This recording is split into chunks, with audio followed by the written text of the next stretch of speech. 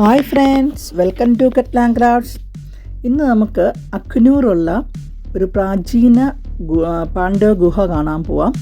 അവിടെ ഒരു വർഷം പാണ്ഡവർ താമസിച്ചിരുന്ന ഗുഹയാണ്. ഈ നദി ചേനാം നദി എന്നാണ് അറിയപ്പെടുന്നത്. ഇത് പാകിസ്ഥാനിൽ നിന്ന് ഒഴുകി വരുന്ന നദിയാണ്. അതുപോലെ തന്നെ വെയിൽ വരുന്ന സമയത്ത്, വിൻ്റർ വരുന്ന സമയത്ത് മഞ്ഞുരുങ്ങിയിട്ട് അതിൻ്റെ വെള്ളമാണെങ്കിൽ വരുന്നത് ഭയങ്കര തണുപ്പെന്ന് പറഞ്ഞു കഴിഞ്ഞാൽ ഐസ് കെട്ടയുടെ കൂട്ടുള്ള തണുപ്പാണ്.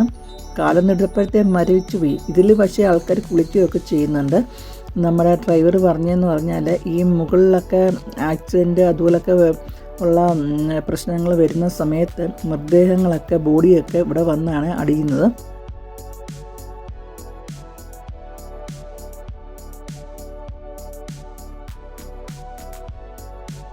പിന്നെ എനിക്കൊരു കാര്യം പറയാനുള്ളത്, എല്ലാവരും വിളിക്കുമ്പോൾ എന്നോട് ചോദിക്കാറുണ്ട് ജമ്മു തണുപ്പാണോന്ന്.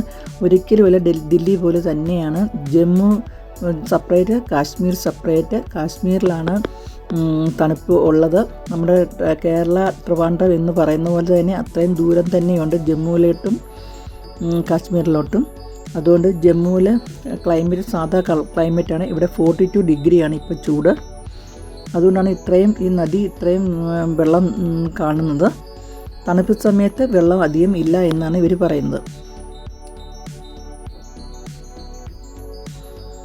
പിന്നെ അഖ്നൂർ ഫോർട്ടുണ്ട്. ഫോർട്ട് കണ്ടതിന് ശേഷമാണ് നമ്മൾ ഈ ഗുഹ കാണാൻ പോയത്. പക്ഷേ എനിക്ക് ഭയങ്കര ഒരു സന്തോഷമായിരുന്നു.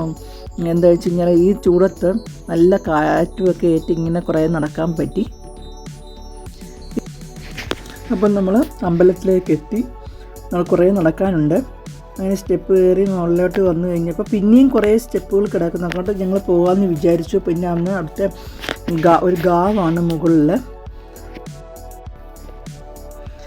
അപ്പോൾ ഇവിടെ വന്നപ്പോൾ ഇത് അടച്ചിട്ടേക്കുവാണ്.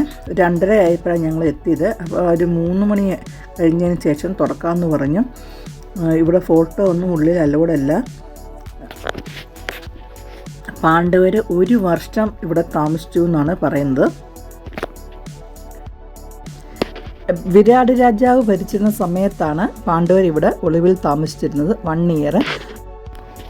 പിന്നെ ഇതിനുള്ളിൽ നമ്മളിപ്പോൾ ഈ കാണുന്ന കല്ല് പോലത്തെ ഭാഗം കണ്ടല്ലോ, അത് കൃഷ്ണനെ ചെറിയ രൂപത്തിൽ ഇവരെ കാണാൻ വേണ്ടി വന്നപ്പോൾ ആ കാൽപാദം പതിഞ്ഞതാണ്.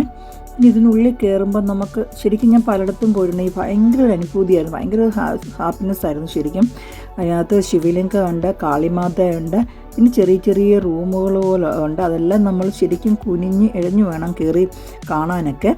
പിന്നെയെന്ന് പറഞ്ഞാൽ ഇതിൻ്റെ ഏറ്റവും വലിയൊരു പ്രത്യേകത, ഈ ഗുഹയുടെ എൻഡ് അമർനാഥിലാണ് അവസാനിക്കുന്നത്. പണ്ടൊക്കെ അതുവഴി പോകാൻ ഇപ്പോൾ അവർ ബ്ലോക്ക് ചെയ്ത് വെച്ചേക്കുവാണ്.